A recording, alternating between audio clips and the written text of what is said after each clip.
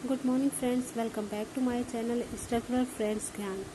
Friends, मैं अपना video start करने से पहले एक मोटिवेशनल थॉट के साथ स्टार्ट करती हूँ। खुद को इतना कमज़ोर मत होने दो कि तुम्हें किसी के एहसान की ज़रूरत हो। तो फ्रेंड्स, आप इतनी मेहनत कीजिए कि आप एक गवर्नमेंट जॉब ले सकें और इतने मजबूत बनिए कि आपको किसी के एहसान की ज़रूरत ही ना पड़े। तो इसी थॉट के साथ हम आज स्टार्ट करते हैं कुछ करंट अफेयर्स के क्वेश्चंस, जो कि आपको पता है कि पेट के एग्ज़ाम में 10 नंबर्स के करंट अफेयर्स आएंगे। तो now we will start question number 1। निम्नलिखित में से कौन सी तकनीक वित्तीय सेवाओं में क्रांति ला रही है ना? इसके ऑप्शंस हैं big data analysis, cloud computing, कृत्रिम मेधा, और थर्ड है ऑप्शन है कृत्रिम मेधा, मशीन लर्निंग फोर्थ। तो इसका आंसर क्या है? इसका आंसर सही है फोर्थ नंबर का मशीन लर्निंग। तो तकनीकी वित्तीय सेवाओं में क्रांति ला रही है कौन? Machine learning. नेक्स्ट, भारतीय रिजर्व बैंक का पर्यवेक्षण तंत्र बैंकिंग क्षेत्र में सुरक्षा प्रदान करने वाली पांचवी पंक्ति है, अन्य चार में शामिल है। पांचवी पंक्ति जो है वो अन्य चार में शामिल है, वो क्या है? देखिए, इसमें आंसर है इसमें आंसर होगा प्रबंधन, जोखिम प्रबंधन और अनुपालन। तीसरा है आंतरिक जांच और बाह्य जांच। ये चार जो है शामिल हैं। मतलब कि जो पर्यवेक्षण तंत्र बैंकिंग तंत्र की सुरक्षा प्रदान करने वाली पांचवी पंक्ति है, पांचवी पंक्ति है पर्यवेक्षण तंत्र बैंकिंग क्षेत्र में सुरक्षा प्रदान करने वाली पांचवी पंक्ति है। तो इसमें से और चार कौन कौन सी हैं? प्रबंधन, जोखिम प्रबंधन और अनुपालन, आंतरिक जांच और बाह्य जांच। नेक्स्ट, वैश्विक मोबाइल इंटरनेट रफ्तार की नवीनतम 2023 रैंकिंग में भारत का रैंक कौन सा है? नवीनतम 2023 की रैंकिंग में मोबाइल इंटरनेट रफ्तार की जो रैंक है वो है इंडिया की 56वीं। ओके। नेक्स्ट, 9वें अंतर्राष्ट्रीय योग दिवस 21 जून 2023 में संयुक्त राष्ट्र मुख्यालय में किया गया योग सत्र Guinness book of world record में शामिल कर लिया गया है। ऐसा निम्नलिखित में से किस आधार पर किया गया है? तो इसमें ऑप्शन है, देखिए कि प्रधानमंत्री नरेंद्र मोदी सहित अनेक देशों में के शासनाध्यक्षों का इसमें भाग लेना। फिर नेक्स्ट ऑप्शन है इस योग सत्र में सर्वाधिक देशों के लोगों की सहभागिता।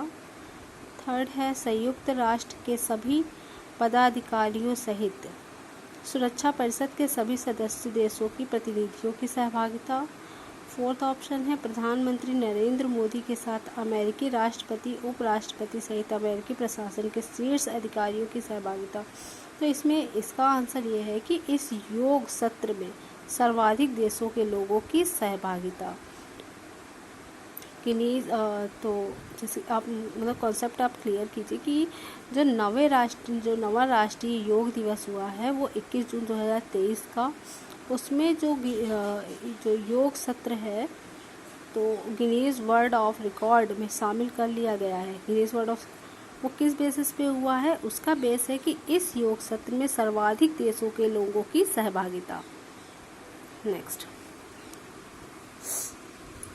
थर्ड क्वेश्चन है हमारा, भारतीय प्रतिभूति एवं विनिमय बोर्ड सेबी, ठीक है, द्वारा सूचीबद्धता से संबंधित बाध्यताओं एवं खुलासे की जरूरतों, जिसको कि शॉर्ट फॉर्म में कहते हैं LODR, में हाल ही में किए गए संशोधनों से संबंध में निम्नलिखित कथनों पर विचार कीजिए।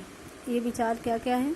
इसमें विचार है पहला कि समाचार पत्रों को मुख्य धारा के मीडिया के रूप में परिभाषित किया गया है, एक तो ये है।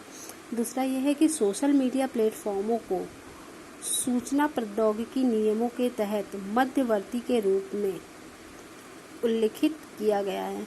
तो इसका ऑप्शन मतलब इनका आंसर पहला और दूसरा दोनों ही ठीक है।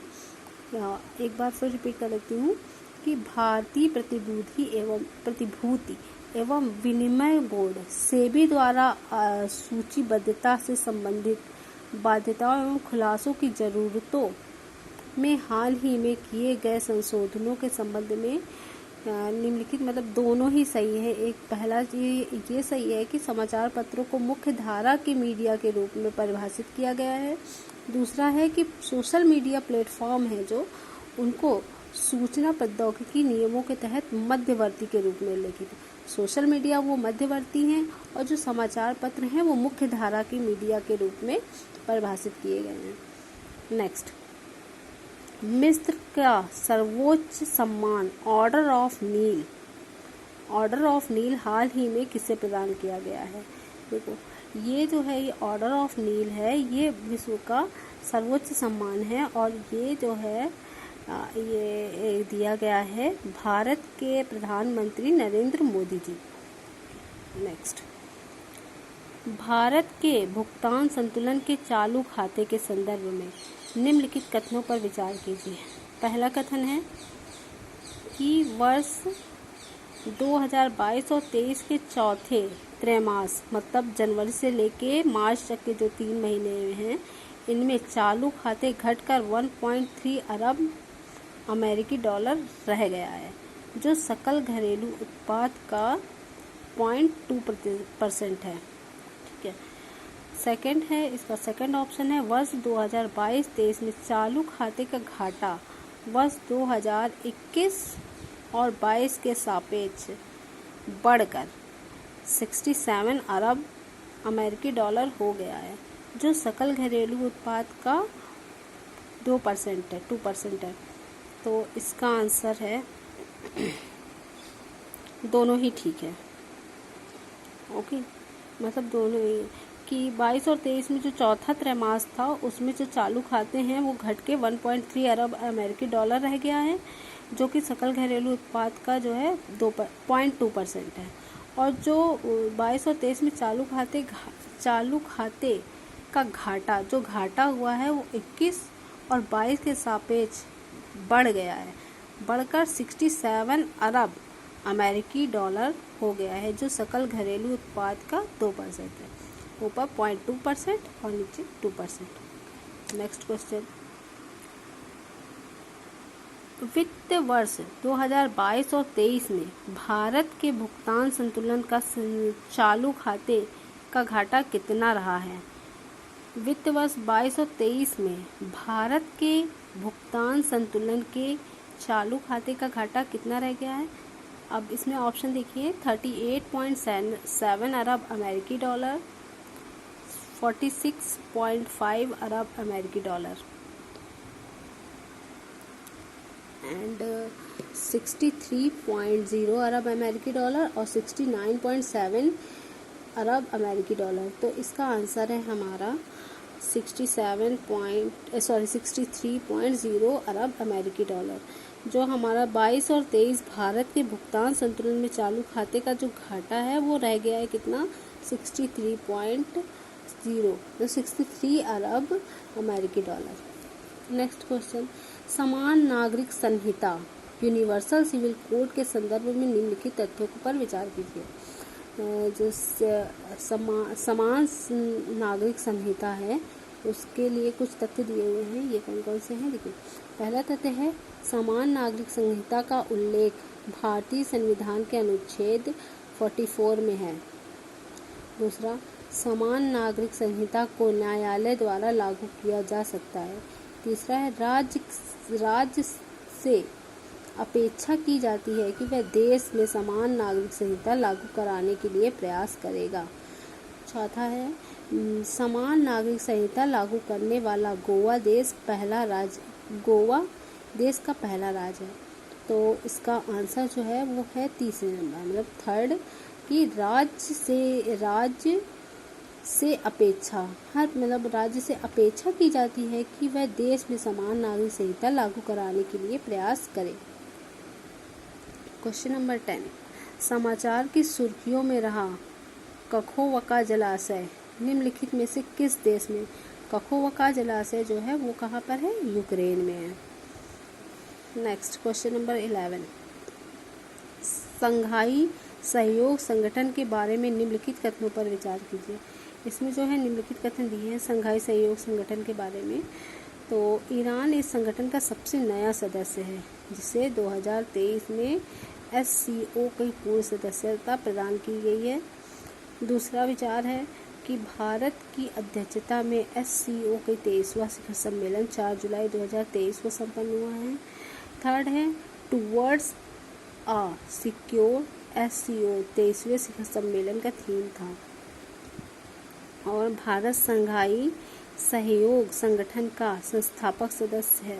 भारत सहयोग संगठन मतलब संस्थापक, तो संस्थापक सदस्य तो भारत है नहीं। और इसका जो आंसर है वो है टुवर्ड्स अ सिक्योर SCO 23वां शिखर सम्मेलन की थीम है।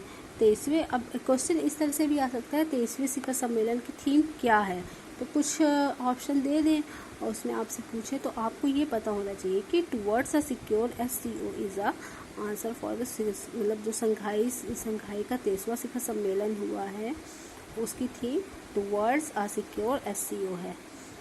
क्वेश्चन नंबर 12, भारत सरकार के उद्योग एवं आंतरिक व्यापार संवर्धन विभाग द्वारा 12वां तरजीही देशों में पहचान की गई है जिनके साथ व्यापार और निवेश को बढ़ाया जाएगा, और निम्नलिखित में से कौन सा देश शामिल नहीं है। देखो ताइवान, ब्राज़ील और कनाडा तीनों हैं इसमें, लेकिन जो ऑस्ट्रेलिया है वो ऑस्ट्रेलिया नहीं है।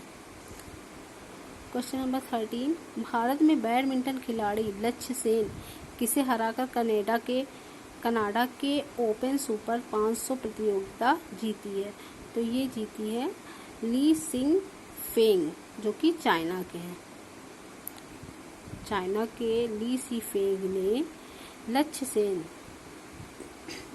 भारत के बैडमिंटन के खिलाड़ी लक्ष्य सेन हैं, इनको हराकर जो कनाडा के ओपन सुपर 500 प्रतियोगिता होती है उसको जीत लिया है। चलिए नेक्स्ट क्वेश्चन, किसी मान्यता प्राप्त राजनीति दल में विघटन हो जाने पर पार्टी के ध्वज और चुनाव चिन्ह पर दावा जताने वाले समूहों के दावों पर निर्णय निम्नलिखित में से किसके द्वारा किया जाता है। तो निर्णय किया जाता है निर्वाचन आयोग के द्वारा। इसमें ऑप्शन देखिए दिए हैं सर्वोच्च न्यायालय, निर्वाचन आयोग, विधि आयोग, विधि एवं न्याय मंत्रालय। तो हमेशा देखिए निर्वाचन से रिलेटेड तो आंसर होगा निर्वाचन आयोग। नेक्स्ट क्वेश्चन, क्वेश्चन नंबर 15, भारतीय संविधान के किस अनुच्छेद में मणिपुर राज्य के लिए विशेष प्रावधान दिया गया। तो मणिपुर राज्य के लिए विशेष प्रावधान दिया गया अनुच्छेद 371 371C।